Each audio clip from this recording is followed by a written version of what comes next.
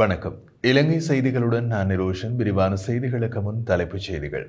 வரவு செலவு திட்டத்தில் இருந்து ஒதுக்கப்படும் நிதியை முறையாக பயன்படுத்துவது அதிகாரிகளின் பொறுப்பாகும். ஜனாதிபதி வலியுறுத்து. யாபஸ் கொடுக்கல் வாங்கல் தொடர்பாக வாக்குமூலம் வழங்க நாடாளுமன்ற உறுப்பினர் நாமல் ராஜபக்ச இன்று குற்றப்புலனாய்வு திணைக்களத்தில் முன்னிலை. பயங்கரவாத தடை சட்டத்தை வேறொரு சட்டத்தினால் பதிலீடு செய்யாமல் முழுமையாக நீக்க வேண்டியது மிக மிக அவசியம் என வலியுறுத்தல். வரவு செலவு திட்டத்தில் வடக்கு கிழக்குக்கான தீர்வுகள் எதுவும் இடம்பெறாததால் அதற்கு எதிராக வாக்களிப்பதை தவிர வேறு வழியில்லை என கஜேந்திரகுமார் பொன்னம்பலம் தெரிவிப்பு. தொடர்வது விரிவான செய்திகள். அரசு அதிகாரிகள் வரவு செலவு திட்டத்தில் இருந்து ஒதுக்கப்படும் நிதியை திறம்படவும் நியாயமாகவும் பயன்படுத்த வேண்டும் என ஜனாதிபதி அனுரகுமார திசாநாயக்க வலியுறுத்தியுள்ளார். வரையறுக்கப்பட்ட நிதி வளங்களுக்குள் மக்களின் தேவைகள் மற்றும் வளர்ச்சி முன்னுரிமைகளை அடையாளம் கண்டு இந்த ஆண்டு வரவு செலவு திட்டத்தில் நிதி ஒதுக்கீடு செய்ய திட்டமிட்டுள்ளதாகவும் அவர் தெரிவித்தார். ஜனாதிபதி செயலகத்தில் ஜனாதிபதி அனுரகுமார திசாநாயக்க மற்றும் அமைச்சுக்களின் செயலாளர்களிடையே நடைபெற்றிருந்த கலந்துரையாடலின் போது இந்த விடயம் விவாதிக்கப்பட்டதோடு அரசு செலவினங்களை நியாயமாக நிர்வகிக்க அதிகாரிகள் உரிய பொறுப்புணர்வுடன் செயல்பட வேண்டியது அவசியம் எனவும் ஜனாதிபதி வலியுறுத்தினார். பொது சேவையில் பொதுமக்களிடம் நல்ல அணுகுமுறை இல்லை என்று சுட்டிக்காட்டிய ஜனாதிபதி அதற்கு காரணம் சேவையின் திறமையின்மை என்றும் தெரிவித்திருந்தார். நாடாளுமன்ற உறுப்பினர் நாமல் ராஜபக்ச இன்று குற்றப்புலனாய்வு திணைக்களத்திற்கு அழைக்கப்பட்டுள்ள நிலையில் அவர் முன்னிலையாகியுள்ளதாக செய்திகள் வெளியாகியுள்ளது. யாபஸ் கொடுக்கல் வாங்கல் தொடர்பாக வாக்குமூலம் வழங்குவதற்காகவே அவர் குற்றப்புலனாய்வு திணைக்களத்தில் முன்னிலையாகியுள்ளார். ஸ்ரீலங்கன் ஏர்லைன்ஸ் 2013 ஆண்டு 10 யாபஸ்களை வாங்கிய ஒப்பந்தம் தொடர்பாக வாக்குமூலம் பெற நாமல் ராஜபக்சவுக்கு அழைப்பு விடுக்கப்பட்டதாக பொது பாதுகாப்பு அமைச்சகம் முன்னதாக தெரிவித்திருந்தது. இங்கிலாந்தின் தீவிர மோசடி அலுவலகம் நடத்திய விசாரணையில் இந்த பரிவர்த்தனை தொடர்பாக 16.84 மில்லியன் அமெரிக்க டாலர்கள் லஞ்சம் வழங்கப்பட்டிருப்பதும் தெரிய வந்தது. அப்போது ஸ்ரீலங்கன் ஏர்லைன்ஸ் நிறுவனத்தின் தலைமை நிர்வாக அதிகாரி கபில சந்திரசேனவின் மனைவிக்கு சொந்தமான புரூனே கணக்கில் 2 மில்லியன் டாலர்கள் வைப்பு செய்யப்பட்டதாக அந்த கணக்கிலிருந்து வேறொரு கணக்குக்கு பணம் மாற்றப்பட்டதாகவும் விசாரணைகளில் கண்டுபிடிக்கப்பட்டுள்ளது. இது தொடர்பாக முன்னர் நீதிமன்ற நடவடிக்கைகள், கைதுகள் மற்றும் பிணை உத்தரவுகள் பிறப்பிக்கப்பட்டுள்ளதால் நாமல் ராஜபக்ச மீண்டும் குற்றப்புலனாய்வு துறைக்கு அழைக்கப்பட்டுள்ளமை குறிப்பிடத்தக்கது. பயங்கரவாத தடை சட்டத்தை முற்றாக நீக்குவதாக வாக்குறுதி அளித்து ஆட்சி பீடமேறிய தற்போதைய அரசாங்கம் அதனை பெரிதொரு சட்டத்தால் பதிலீடு செய்யாமல் முழுமையாக நீக்குவது மிக மிக அவசியமாகும் என பாராளுமன்ற உறுப்பினர்களான ரவுஃப் ஹக்கீம், மனோ கணேசன் மற்றும் முன்னாள் நாடாளுமன்ற உறுப்பினர் M.A. சுமந்திரன் ஆகியோர் வலியுறுத்தியுள்ளனர். மறைந்த சிரேஷ்ட ஊடகவியலாளர் ராஜநாயகம் பாரதிக்கு அஞ்சலி செலுத்தும் நோக்கில் தமிழ் ஊடகவியலாளர் ஒன்றியத்தினால் ஏற்பாடு செய்யப்பட்டிருந்த நினைவஞ்சலி கூட்டத்தில் கலந்து கொண்ட போது அவர்கள் மேற்கொள்ளப்பட்டவாறு வலியுறுத்தியுள்ளனர்.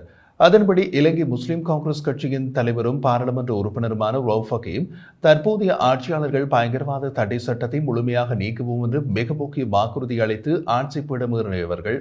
ஆனால் இன்றளவிலே அவர்கள் அதனை மறுபக்கம் திருப்பி வாசிக்க ஆரம்பித்திருக்கின்றார்கள். பயங்கரவாத தடை சட்டத்தின் கீழ் கைது செய்யப்பட்ட ஆயிரக்கணக்கானோர் நீதிமன்றத்தினூடாக விடுதலை பெற முடியாமல் சிறைச்சாலைகளில் போராடி கொண்டிருக்கின்றார்கள். பயங்கரவாதத்தை ஒழிப்பதற்கென கொண்டுவரப்பட்டு இப்போது பயங்கரவாதத்திற்கு துணை போகின்ற பயங்கரவாத சட்டத்தை முற்றாக துடைத்தெறிய வேண்டும் என்றார். தொடர்ந்து தமிழ் முற்போக்கு கூட்டணியின் தலைவரும் பாராளுமன்ற உறுப்பினருமான மனோ கணேசன் அரசாங்கம் பயங்கரவாத தடை சட்டத்தை முற்றாக நீக்க வேண்டிய கடப்பாடு இருப்பதாக குறிப்பிட்டார். அத்தோடு கடந்த அரசாங்கம் பயங்கரவாத தடை சட்டத்தை நீக்குவதாகவும் அதுவரை சட்டத்தின் பிரத்தியோகத்திற்கு இடைக்கால தடை விதிப்பதாகவும் கூறியிருந்த போதிலும் அவை உரியவாறு நிறைவேற்றப்படவில்லை என்றும் சுட்டிக்காட்டினார். இதேவேளை இலங்கை தமிழரசு கட்சியின் பதில் பொதுச் செயலாளரும் முன்னாள் பாராளுமன்ற உறுப்பினருமான M.A. சுமந்திரன் குறிப்பிடுகையில் பயங்கரவாத தடை சட்டம் நீண்ட காலத்திற்கு முன்னரே நீக்கப்பட்டிருக்க வேண்டும். இந்த சட்டத்தின் கீழ் நிகழ்த்தப்பட்ட அட்டூழியங்களை நாம் பார்த்திருக்கின்றோம். தற்போதைய ஆட்சியாளர்கள் ஏற்கனவே வாக்குறுதி அளித்ததை போல் பயங்கரவாத தடை சட்டத்தை நீக்க வேண்டும். மாறாக அதனை வேறொரு சட்டத்தால் பதிலீடு செய்யாமல் முழுமையாக நீக்க வேண்டியது மிக மிக அவசியம் என்றும் வலியுறுத்தியுள்ளார். 2025 ஆண்டுக்கான வரவு செலவு திட்டத்தில் வடக்கு மற்றும் கிழக்குக்கான தீர்வுகள் எதுவும் இடம்பெறாததால் அதற்கு எதிராக வாக்களிப்பதை தவிர வேறு வழியில்லை என்று நாடாளுமன்ற உறுப்பினர் கஜேந்திரகுமார் பொன்னம்பலம் தெரிவித்தார். நாடாளுமன்றத்தில் நடைபெற்றிருந்த வரவு செலவு திட்டத்தின் விவாதத்தில் உரையாற்றிய அவர் வடக்கு கிழக்கு மக்களினமும் அடிப்படை பிரச்சினைகளை எதிர்கொண்டுள்ள நிலையிலும் அவர்களுக்கு தேவையான தீர்வுகள் அரசின் வரவு செலவு திட்டத்தில் முன்வைக்கப்படவில்லை என்று கூறினார். மக்களுக்கு நீடித்த முரண்பாடற்ற தீர்வு கிடைக்கும் வரை அரசின் வரவு செலவு திட்டத்திற்கு எதிராக வாக்களிப்பதை தவிர வேறு எந்த தெரிவும் இல்லை என்றும் அவர் வலியுறுத்தியுள்ளார். அவர் மேலும் கூறிய போது போர் முடிவடைந்து 15 ஆண்டுகள் கடந்தும் தமிழர் பிரதேசங்களின் நிலப்பிரச்சனைகள் மற்றும் ராணுவ ஆக்கிரமிப்புகள் தொடர்ந்து கொண்டே இருக்கின்றன. 76 ஆண்டுகளாக ஆட்சியில் இருந்த இரு பிரதான கட்சிகளும் தமிழர்களின் பிரச்சனைகளுக்கு தீர்வு வழங்கவில்லை. தற்போதைய அரசாங்கமும் இதற்கு மாற்றாக எதுவும் செய்யாத நிலைமை உருவாகியுள்ளது. ஜனாதிபதி அனுருகுமார திசாநாயக்க வடக்கு மற்றும் கிழக்கு மக்களுக்கு விசேட கவனம் செலுத்துவார் என்று எதிர்பார்த்தோம். ஆனால் இதுவரை எந்தவிதமான மாற்றத்தையும் காணவில்லை என்று அவர் கவலை தெரிவித்தார். அதே சமயம் வடக்குக்கென வீதி அபிவிருத்திக்காக 5000 மில்லியன் ரூபாய் ஒதுக்கப்பட்டுள்ளது என அறிவிக்கப்பட்டிருந்தாலும் இது போதுமானதல்ல என்றும் அவர் சுட்டிக்காட்டினார். கனேமுல்ல சஞ்சீவவின் கொலையில் தொடர்புடையவர் என்று கருதப்பட்ட இஷாரா செவந்தி தெபுவன ரன்னகல தோட்டத்தில் உள்ள ஒரு போதைப்பொருள் கடத்தல்காரரின் வீட்டில் தலைமறைவாக இருக்கலாம் என்று ரகசிய தகவல் பெறப்பட்டதை அடுத்து போலீசார் நடவடிக்கைகளை எடுத்தனர். போலீசார் அந்த வீட்டை சுற்றி வளைத்த போது அந்த பெண் வீட்டை விட்டு வெளியேறி காட்டுக்குள் ஒளிந்துள்ளார். எனினும் சோதனை நடவடிக்கைகளின் போது அந்த பெண் சிறு குழந்தையோடு காட்டில் மறைந்திருந்த நிலையில் கைது செய்யப்பட்டதாக தெபுவன போலீசார் தெரிவித்தனர். அவரிடம் நடத்தப்பட்ட விசாரணையின் மூலம் கைது செய்யப்பட்ட பெண் இஷாரா செவந்தி அல்ல என்பதும், ஆனால் முதல் பார்வையில் அவரை போலவே தோற்றமளிப்பதையும் போலீசார் குறிப்பிட்டுள்ளனர். குறித்த வீட்டிலிருந்து போதைப்பொருள் கடத்தற்காரரின் அத்தை மற்றும் மனைவியும் கைது செய்யப்பட்டதோடு போலீசார் மேற்கொண்ட தேடுதல் நடவடிக்கையில் 7 சிம் கார்டுகள் 4 தொலைபேசிகள் பறிமுதல் செய்யப்பட்டதாகவும் தகவல்கள் வெளியானது. இதேவேளை கனேமுல்ல சஞ்சீவ வழக்கில் தேடப்படும் இஷாரா செவந்தியை கைது செய்ய தகவல்களை வழங்குபவர்களுக்கு 1 மில்லியன் ரூபாய் பரிசு வழங்க பதில் போலீஸ் மாதிபர் புத்திக மனதுங்க முடிவு செய்துள்ளார். இந்த நிலையில் அவர் தப்பி செல்வதை தடுக்க போலீஸ் அதிகபட்ச பாதுகாப்பு நடவடிக்கைகளை எடுத்துள்ளதாகவும் சந்தேக நபர் நாட்டை விட்டு தப்பி செல்வதற்கான எந்த ஒரு வாய்ப்பு இல்லை என்றும் அவர் குறிப்பிட்டார்.